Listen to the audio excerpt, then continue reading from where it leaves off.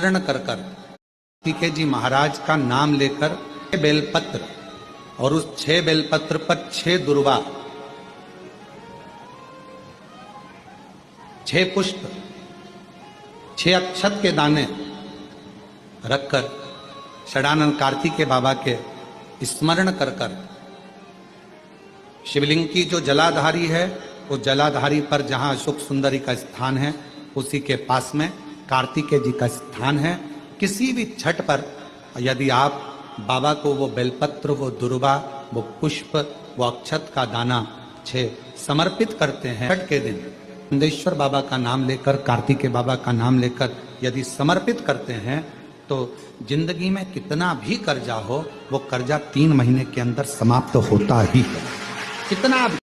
जूठे बर्तन मांज कर सोई है, उसके घर में क्या होता है, आइए जानते हैं। उससे पहले हे माता लक्ष्मी, आपसे प्रार्थना है कि जो भी व्यक्ति इस वीडियो को लाइक और सब्सक्राइब करे, उसकी मनोकामना 1 महीने में पूरी हो जाए। माना जाता है कि रात में झूठे बर्तन पड़े हुए नहीं छोड़ने चाहिए। घर की स्त्री घर की लक्ष्मी समान होती है, इसलिए घर की स्त्री के द्वारा अच्छे कार्य करने से ही समृद्धि आती है। माना जाता है कि जो स्त्री रोजाना झूठे बर्तन रात में धोकर सोती है, उसके घर से कभी बरकत समाप्त नहीं होती है। ऐसे घर में सदैव माता लक्ष्मी का निवास होता है। रसोई घर में मौजूद सिंक रात में साफ अवस्था में होनी चाहिए, उसमें जूठन पड़ी हुई नहीं रहनी चाहिए। अगर आपके घर में छोटा सा शिवलिंग विराजमान है, आपके घर में अगर छोटा सा शंकर जी का शिवलिंग है, छोटा सा शंकर भगवान का शिवलिंग है, या आपके घर में कुबेरेश्वर धाम का कंकर है, और आपके घर में यदि शंकर भगवान का शिवलिंग है, या सीहोर का रुद्राक्ष हो, या शंकर भगवान का शिवलिंग हो, या कंकर शंकर हो, तो निवेदन है जहां पर भी शिवलिंग आपके घर में विराजमान है, अगर छोटी सी कटोरी में एक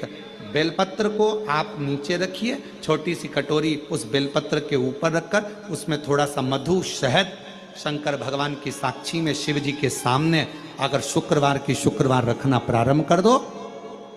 धीरे धीरे संपदा की वृद्धि अपने आप होना प्रारंभ हो जाए। काल भैरव भगवान का नाम उच्चारण करना, कैसा भी चर्म रोग हो, कैसी भी बीमारी शरीर की चमड़ी से जुड़ी हुई अगर हो गई है, ये शिवलिंग है, ये जलाधारी। जब जल चढ़ाएं, दक्षिण में खड़े होंगे, जहाँ पानी बहता है वो उत्तर में जाता है, जहाँ से पानी बहता है उसके ठीक विपरीत में खड़े होकर बैठकर शिव जी को यहाँ जल चढ़ाएं। ओम भैरवाय नमः, शिव भैरव का नाम लेकर समर्पित करें। माँ भैरवी का नाम लेकर यहीं से जल की धार, जलाधारी है गोल चौकोर, जो भी जलाधारी आपके पास के मंदिर में, वहां भैरवी का, माँ भैरवी का नाम लेकर, पहले बाबा का भैरव शिव का नाम लेकर यहाँ, और माँ भैरवी का नाम लेकर यहाँ जल समर्पित करें। जो जल चढ़ता है उसी जल का प्रोक्षण अपने शरीर पर करें, या थोड़ा सा झेल कर लाकर उसको पूरे जहाँ जहाँ तकलीफ है पूरे शरीर में लगाना प्रारंभ करें। डॉक्टर की दवाई भी खाते रहें, इलाज भी कराते रहें, और साथ में ये बाबा भैरव का नाम भी लेते रहें।